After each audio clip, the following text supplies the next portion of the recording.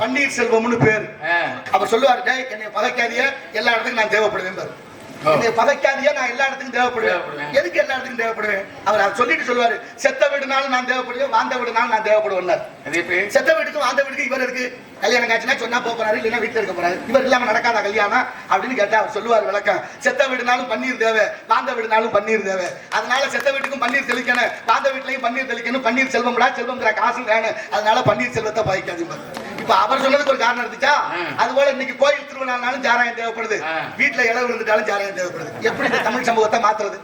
எப்படி மாத்துறது? சரிப்படுமா? நியாயமா? அதிகமாக 175% இளைஞர்கள் தமிழர்கள் தான் இன்று மாண்டு கொண்டிருக்கிறார்கள் போதைக்கு அடிமையாகி.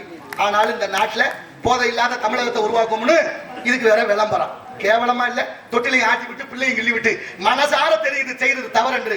ஆனா அதை சரின்னு பேச ஒரு கூட்டம் இருக்கேன். நம்ம கிணத்துக்கு பெரிய இடத்து பொல்லாப்பு, அரமனை கோழி முட்டை அம்மிகளை உனக்கு நம்ம